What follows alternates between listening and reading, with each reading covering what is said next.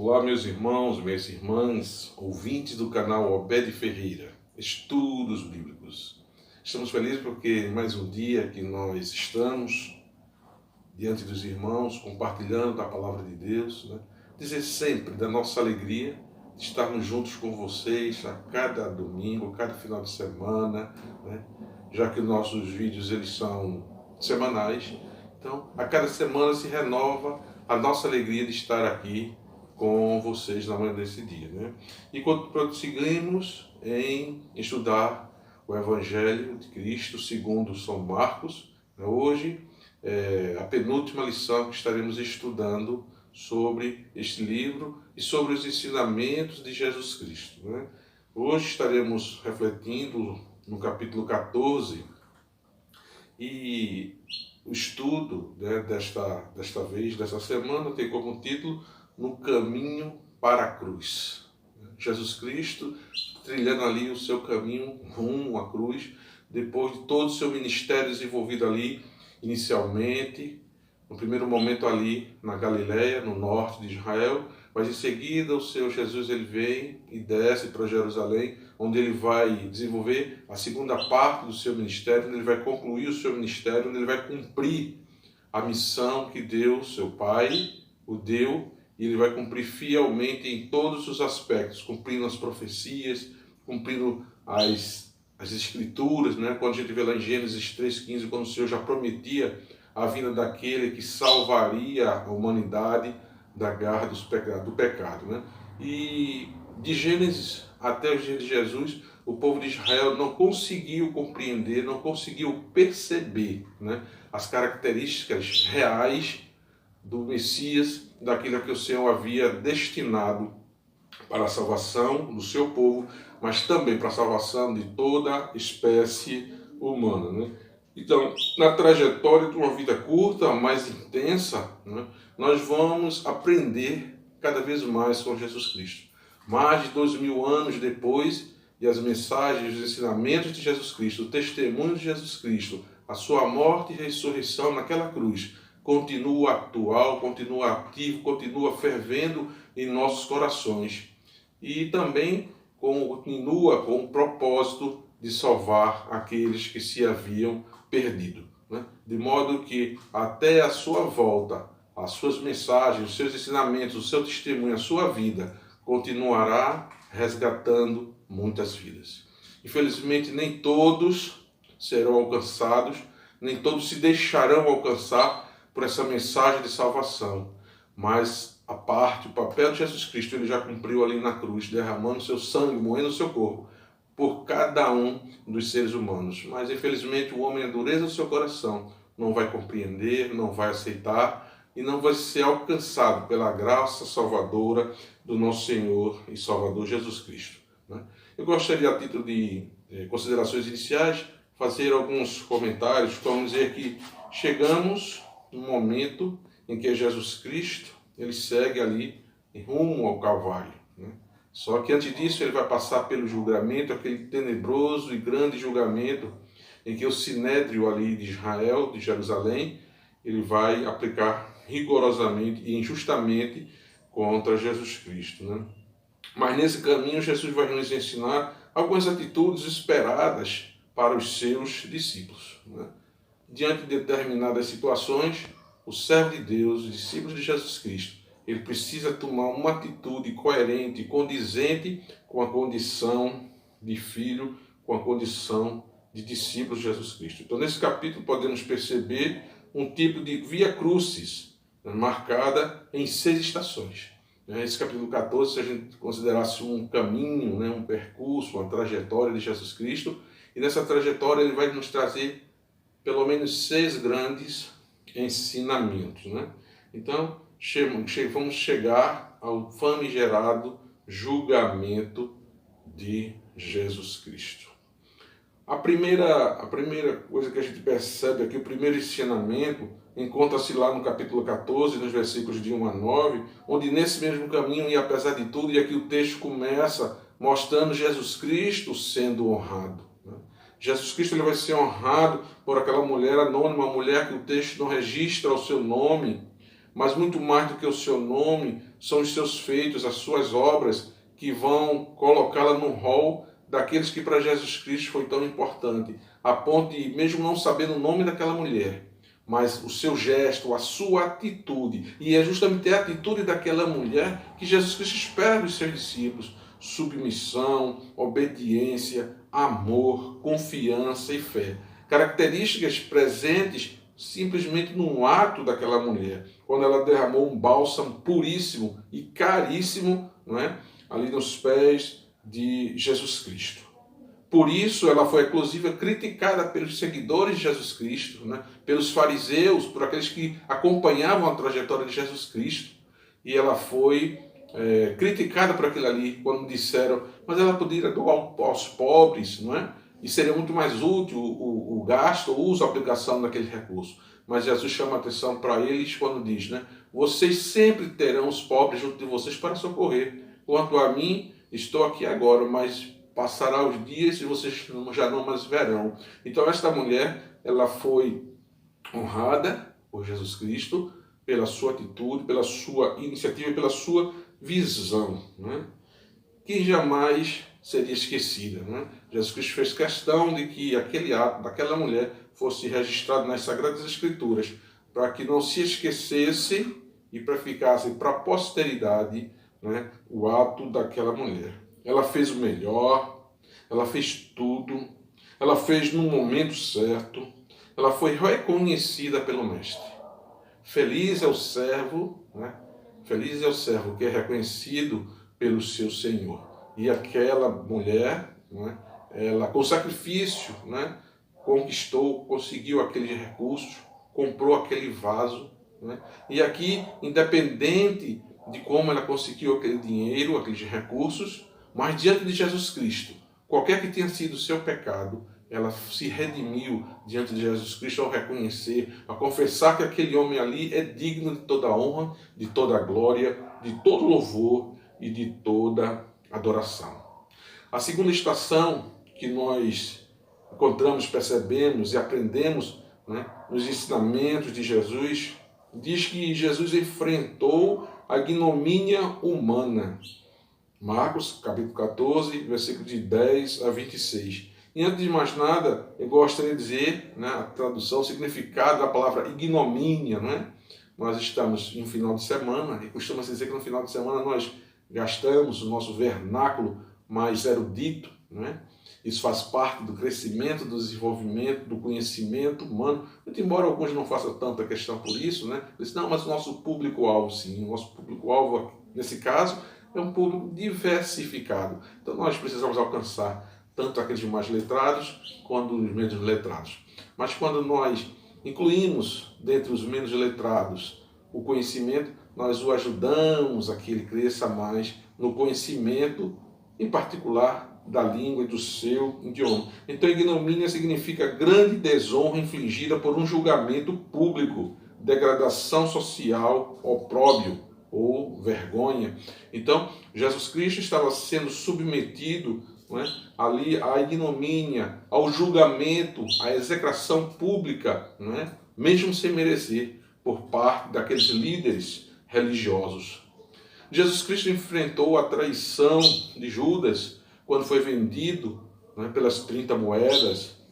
Jesus Cristo enfrentou a negação de Pedro. Por 3 vezes Pedro vai negar a Jesus Cristo. Jesus Cristo foi abandonado pelos seus seguidores, pela sua própria família, pelos seus próprios familiares, né? Quando ele vai dizer que o profeta ele não é honrado na sua terra, na sua família e na sua casa. De sorte que Jesus enfrentou essas vergonhas, essas decepções ali daquelas pessoas, daquelas situações. Mas aquela ceia se deu num clima de alegria, satisfação e celebração, né? Nesse momento aqui, Jesus Cristo estava preparando e celebrou a ceia, e essa ceia foi celebrada dentro desse clima, dentro desse ambiente, dentro desse contexto. Mas Jesus Cristo, ignorando, né, não levando em consideração a afronta sofrida, Jesus Cristo ele vai celebrar a ceia do Senhor. A alegria, fé e a esperança devem encher os nossos corações durante a celebração mensal de cada ceia do Senhor. A terceira estação que nós destacamos destacamos nesse capítulo, né, é que diante da cruz, com todo o seu infortúnio, traição, negação e abandono, né, a graça de Jesus, ela operou para resgatar o pecador, para restaurá-lo e para dar-lhe nova natureza. Né? E quando lemos lá no 2 Coríntios, capítulo 5, versículo 17, nós vemos que porque todo aquele que está em Cristo, nova criatura é, as coisas velhas já passaram e eis que tudo se fez novo. Né? Então Jesus Cristo, com sua morte, com seu sacrifício, enfrentando os tribunais injustos dos homens, enfrentando a cruz, o Calvário, né? Mas no final Jesus Cristo ele ressuscitou, ele venceu a morte, ele venceu todas essas condições adversas. E nós aprendemos com isso, né? Que na aflição da crucificação seria substituída pela glória da ressurreição. Onde está a morte e o teu aguilhão? Então, em Jesus Cristo, nós fomos reconciliados com Deus. Aquele pecado original lá com Adão, agora ele foi revertido, ele foi transformado em salvação. Daí a grande importância da razão da nossa fé, em que Cristo morreu, mas ao terceiro dia ele ressuscitou. O quarto ensinamento que nós encontramos, nós extraímos desse capítulo 14 de Marcos, é que Jesus, nos momentos sombrios, ele nos ensina algumas coisas. Mesmo Jesus Cristo trilhando aqueles dias difíceis, aqueles caminhos difíceis, mas ele nos ensina ao quê?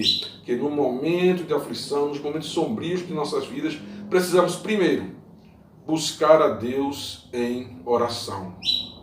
Buscar-me-eis e me achareis quando me buscarem de todo o vosso coração. Então, através da oração, o homem se chega a Deus. E certamente, de uma maneira especial, Deus retornará essa conversa, esse diálogo. Não enfrentar as aflições sozinhos. Tenha sempre alguém do seu lado com quem você possa compartilhar. Sua esposa, seu marido, um filho, um pastor da igreja, um irmão, um diácono. Uma pessoa com quem você possa compartilhar as suas dificuldades, as suas aflições, porque muitas vezes, em meio às situações, às dificuldades, nós pegamos as nossas mentes turvas ou turvadas. Então precisamos de alguém que esteja fora desse contexto, para que, conhecendo a nossa realidade, possa nos orientar, possa compartilhar conosco dos ensinamentos, de modo a nós nos libertarmos desses aguilhões. Gozar do carinho decorrente da intimidade com Deus. Quando o homem tem plena intimidade com Deus, ele vai sentir realmente o carinho, ele vai se sentir cuidado, ele vai se sentir protegido. E no momento de dificuldades, de tormentos, o homem sabe que pode contar com Deus. Mas para isso é preciso estar submisso aos desígnios de Deus. Sujeitai-vos a Deus, resistir ao diabo, e ele fugirá de vós. Se refazer diante dessa adversidade da vida. A gente sofre, a gente cai, mas se levanta e vai tocando na vida, confiando em Deus. E foi assim que Jesus Cristo fez ali na sua vida. Mesmo sendo Deus, mas Jesus Cristo, ele nos deu esses exemplos. A quinta estação, né, a quinta parada que nós ressaltamos desse texto, é que Jesus enfrentou com serenidade os seus algozes. Nós precisamos enfrentar com serenidade aqueles que se levantam contra nós, principalmente se esse levantar for injusto. Né? Que nós sabemos que às vezes nós tomamos decisões equivocadas na vida e quebramos a cara, mas precisamos assumir nesses nossos erros. Mas quando esse levante, quando essa perseguição ela é injusta, precisamos manter uma serenidade diante desse quadro. Quebrando as forças do sinédrio, né? Aquele sinédrio, aquela liderança religiosa, política que existia na época, né? Se sentindo incomodada por Jesus Cristo, pela transformação que Jesus Cristo estava promovendo ali naquela sociedade, naquela região, né? Inclusive em outros países, aqueles homens se levantaram contra Jesus. Então, com tranquilidade devemos nos manter diante das perseguições, diante das adversidades, diante das injustiças que são levantadas sobre nós ou contra nós. Jesus se entregou consciente da sua missão. Né? Ali alguns críticos de Cristo, né, do Cristo, o próprio judeu, ele censura por como Jesus Cristo se entregou de maneira tão simples, tão fácil, né, aos seus algozes. Mas sabemos que isso já fazia parte do plano de Deus. Os profetas lá do Antigo Testamento já anunciavam que o Messias precisaria passar por isso, precisaria derramar o seu sangue. E o próprio texto da Bíblia vai nos dizer que sem derramamento de sangue não há remissão de pecado. Houve um momento em que Jesus Cristo enfrentou, quando ele chegou ali no templo, enfrentou aqueles malfeitores, ele repreendeu a todos com coragem, com ousadia, sem temor. Mas no momento certo Jesus Cristo avançava e no momento certo Jesus Cristo recuava. Mas em momento algum o Senhor Jesus ele abriu mão da sua missão, obedecendo a ordem, do seu Pai. Cumprindo assim o que estava escrito lá nos profetas, lá em Isaías capítulo 53, versículo 12, Zacarias capítulo 11, versículo 10, e em outras passagens está sendo profetizada a vida, o Calvário, o martírio, a morte e a ressurreição do nosso Senhor Salvador Jesus Cristo. Então, simbolicamente, ele continua com seus braços abertos, Jesus Cristo continua simbolicamente com seus braços abertos ali na cruz, esperando que o ser humano, esperando que o homem ele possa reconhecer a sua condição de pecado e de pecador e voltar-se para Deus. O sexto e último ponto, o sexto e a última estação dessa caminhada, dessa Via Crucis, nós destacamos que, por fim, enfrentou com serenidade os seus algozes. Com serenidade, ele enfrentou dois tribunais, um religioso e o outro civil. Um sinédrio com uma convicção já firmada, porque o propósito daquele grupo era justamente de prender e de matar Jesus Cristo, aquele homem que havia se levantado como pedra de tropeço para uma sociedade injusta, para uma sociedade corrompida, para uma sociedade que séculos e séculos atrás não entendeu o espírito da lei, que procurou seguir a letra da lei, quando nós sabemos que a letra mata, mas o Espírito vivifica. E Jesus Cristo veio justamente para mostrar o verdadeiro sentido da lei, qual o objetivo do legislador, o objetivo de Moisés ao redigir aqueles mandamentos. Então Jesus Cristo veio não apenas esclarecer, mas veio principalmente cumprir. Um sinédrio que já tinha justamente a sua opinião formada para matar Jesus Cristo. Mas com serenidade e autoridade ele respondeu, eu sou. Quando Jesus Cristo foi perguntado se ele era rei, naquele momento, e Jesus já havia sido perguntado a ele, sido feito a ele essa pergunta, e ele ficou calado. Mas aqui categoricamente ele vai dizer, o eu sou. E nessa expressão, o eu sou, está toda a autoridade, todo o poder de Deus. Quando ele diz toda a autoridade, todo o poder foi me dado nos céus e na terra. Então, só Deus poderia dizer essa expressão, eu sou. Mas Jesus Cristo, sendo Filho de Deus, Jesus Cristo sendo o próprio Deus, ele com autoridade ele diz, eu sou. E naquele momento era o momento certo, o momento oportuno para Jesus Cristo se revelar, se apresentar agora sim como o verdadeiro rei de Israel. Há uma parábola, ou mais propriamente uma fábula da literatura francesa, escrita por Jean de La Fontaine, a parábola do lobo e do cordeiro. E a fábula nos mostra aqui um cordeiro estava ali no rio, no riacho, tomando água, e chega um lobo, e diz que o cordeiro estava sujando a água que ele estava bebendo. E o cordeiro diz, não, senhor, eu não estou sujando a sua água. Mas por que você não está sujando a minha água? Senhor, porque o rio corre da direita para a esquerda. Eu estou aqui, o senhor está à minha esquerda, então não pode a água retornar e subir.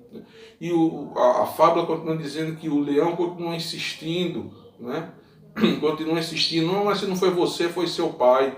Não, senhor, meu pai nessa época ainda não morava por aqui, para sujar a água. E o lobo insiste com o cordeiro, e o cordeiro se justifica, só que no final das contas, o cordeiro vai e come, o lobo vai e come aquele cordeiro. Moral da história, não adianta discutir contra o insensato. Os líderes religiosos daquela época, assim como o lobo aqui da fábula, ele queria simplesmente condenar, queria simplesmente matar a Jesus Cristo. E os sinais que Jesus Cristo operou não foram suficientes para demover do coração daqueles homens o desejo perverso de matar. Jesus Cristo, né, diferentemente, evidentemente, guardando as proporções daquele cordeiro, Jesus Cristo veio com o propósito realmente de entregar a sua vida. Jesus Cristo poderia convocar os anjos celestiais e o poupar e tirar daquela situação. Jesus Cristo poderia naturalmente subir ao céu para a presença do Pai, se apresentar e mostrar ao Pai justificativas plausíveis para a sua subida, para o não cumprimento daquela missão. Mas, como um cordeiro foi levado para o matador, um manso, como aquela ovelha foi devorada por aquele lobo, né? Jesus entregou a sua vida por todos nós, né? E como considerações finais, eu gostaria de dizer que depois de enfrentar aquele sinédrio, aquele tribunal, Jesus segue firme na direção do Calvário. Daquelas injustiças, nada daquilo demoveu Jesus Cristo da sua missão de salvar e resgatar o pecador. Quanto desses ensinos nós temos observado? Quanto de Jesus nós temos conhecido? Quanto de Jesus nós temos compreendido? Quanto de Jesus nós temos refletido? E quanto de Jesus nós temos obedecido? Fica para nós na manhã desse dia que Jesus ressuscitou ao terceiro dia. Isso. Que impacto essa verdade ela tem feito em nossas vidas? Que impacto, não é? O sacrifício de Jesus Cristo, os ensinamentos de Jesus Cristo, o testemunho de Jesus Cristo tem impactado as nossas vidas. Nossas vidas têm sido a mesma dia após dia? Ou quando nós temos tido contato com as palavras, com os ensinamentos de Jesus Cristo, nossa vida tem se tornado melhor? Somos melhores pais, melhores filhos, melhores irmãos, melhores amigos, melhores colegas de trabalho, melhores cidadãos. Qual o impacto que os ensinamentos de Jesus Cristo têm favorecido em nossa vida? Pensemos nisso na manhã deste dia, no transcorrer, né, dos dias, para que as nossas vidas elas se tornem vidas melhores, vidas mais significativas, para que assim como aquela mulher agradou a Jesus Cristo, nós também possamos agradá-lo, né? Que as nossas orações cheguem como aromas suaves às narinas de Deus, como frutos de coração, de lábios que confessam o seu nome, o seu amor. Não é? Que nesse dia nós reflitamos sobre as mensagens que Jesus Cristo ele nos transmitiu ao longo de sua vida, ao longo de sua jornada, de sua caminhada. E aqui Jesus Cristo estava justamente no caminho da cruz. Né? Fiquemos, pois, todos na paz do Senhor. Oremos. Amantíssimo Deus e soberano Pai, que bom, Senhor, durante este dia, nós estarmos na Tua presença, ouvindo a Tua voz, Senhor, esperando, Senhor, que com o nosso labutar, com o nosso testemunhar, nós estejamos agradando a Ti, Senhor, e o Senhor veja em nós servos fiéis, ó Pai. Sabemos, ó Pai, que somos falhos, continuamos pecadores, mas pecadores remidos, ó Pai, porque um dia o Teu Filho Jesus Cristo derramou sangue para nos livrar, para nos libertar, para nos purificar de toda injustiça, Senhor. Que outros vejam, através do nosso testemunho, o brilhar, o resplandecer do sacrifício do Teu Filho Jesus. Ajuda-nos, pois, Senhor, pois sem Ti nós não podemos nada. Mas em Ti, ó Pai, nós conseguiremos, nós poderemos, ó Pai, cumprir o propósito que o Senhor fez ao criar o homem, de que todos proclamem, de que todos anunciem, ó Pai, louvem o Teu santo e maravilhoso nome e os Teus grandes e maravilhosos feitos. Fica, pois, conosco, em nome de Jesus Cristo nós te rogamos. Amém, Senhor. Pronto, meus amigos, meus irmãos e irmãs, chegamos ao final de mais um estudo, de mais uma breve reflexão, na esperança de que essas palavras elas possam fazer valer o plano de Deus na sua, na minha, na nossa vida. Que essa palavra ela fale individualmente a cada um de nós, mas que também essa mensagem ela possa alcançar toda a igreja, todo o povo de Deus, desde agora e para todo sempre. Amém. Até a próxima, meus irmãos, meus amigos. Até o próximo encontro. Tchau.